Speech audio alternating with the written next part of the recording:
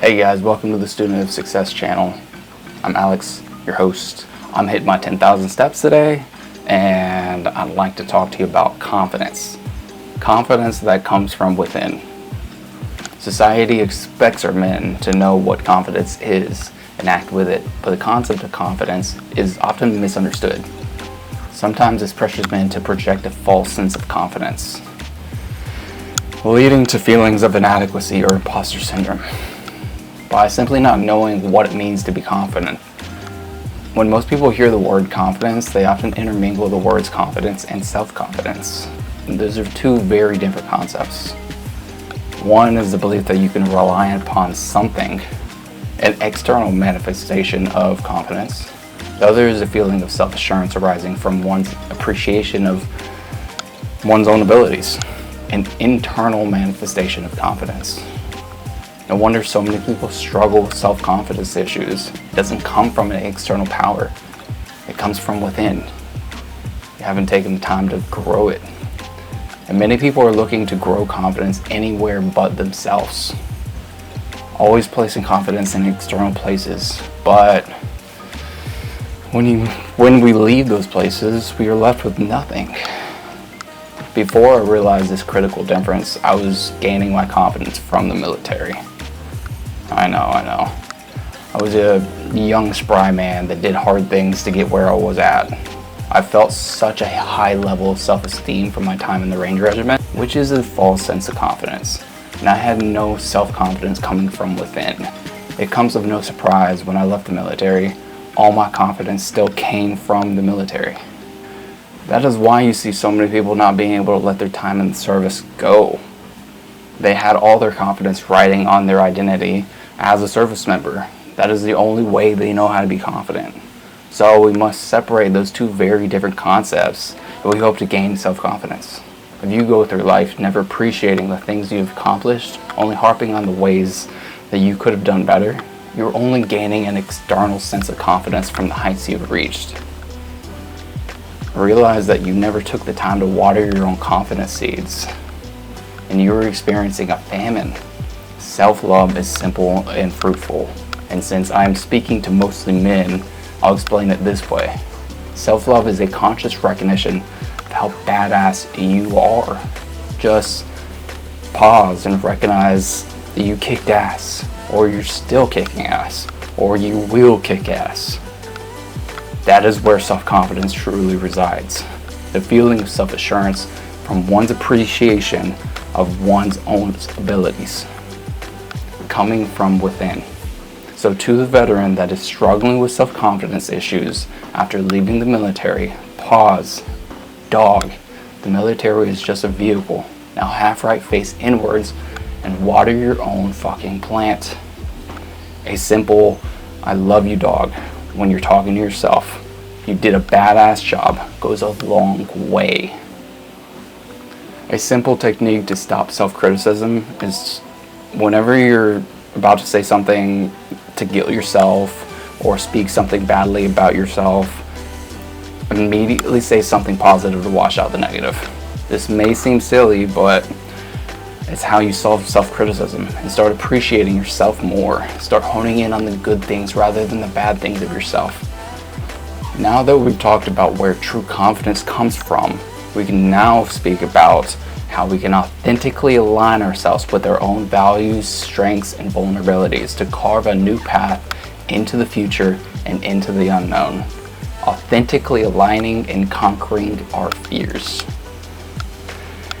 I have not spoken much about my Appalachian Trail experience, but it's a perfect example of how you must authentically align yourself with your own values, strengths, and vulnerabilities to be able to conquer your own fears, to simply get what you want out of life. Even if it is so outlandish that others perceive you as a little crazy. The most interesting people are just that, a little crazy. But they authentically align themselves. You think Wim Hof or David Goggins wants to be acknowledged as a tight suit bureaucrat? Not at all. They have authentically aligned themselves to who they are and speak their truth, as crazy as the concept seems. It is knowing their own values, strengths, and vulnerabilities that give them the power and respect from others. Yes, Alex, great concept, but how can we apply this towards our own lives? I understand that not many people can dedicate upwards of 5 months to hike across America. So, take my experience of hiking the Appalachian Trail as a metaphor for reaching into the unknown of your own life and conquer your own fears. What is something that you have done or continue to do that is considered abnormal to others? It can literally be anything from starting your own business in a niche community to wanting to blow up on social media in a not so familiar way. Anything that tests your own limits every step of the unbeaten path. True confidence stems not from the facade, but from the authentic alignment with one's own values, strengths, and vulnerabilities. When I aligned my authentic self, I realized the only reason I was hiking the trail was to test my limits. Or in other words, to find my own fears and conquer them. That is my own learned hobby, but I didn't start from that level. I had to work myself up. I first had to acknowledge my values, strengths, and vulnerabilities. Value-wise, I don't mind going off the unbeaten path. I in no way am a white blazing purist, which is someone that only hikes by the established path. I took any means to shorten it or take an alternate route. In the end, I still hiked every inch from Georgia to Maine, and I wasn't on trail the entire time, so I got to experience more of the country than those that stayed on the trail. So I like finding the path of the least resistance and enjoying the present moment to the fullest, even if it is taking the easy way out. Strength-wise, I am a strong hiker. I can push my own physical limits and push my mental limits whenever I get a chance. I love it. But vulnerability-wise, I am hard-pressed in embracing change within a plan. I do not like it. Since I am not a good planner, I always allow others to make the plan and just execute on our plan. That is a clear downfall, since leadership is creating the plan and allowing yourself to be vulnerable to creating a faulty plan. Since being able to embrace change, false stride can be such a strong tool. I faced this vulnerability when I was hiking with some tough hikers that I consistently pushed like 30 miles a day with.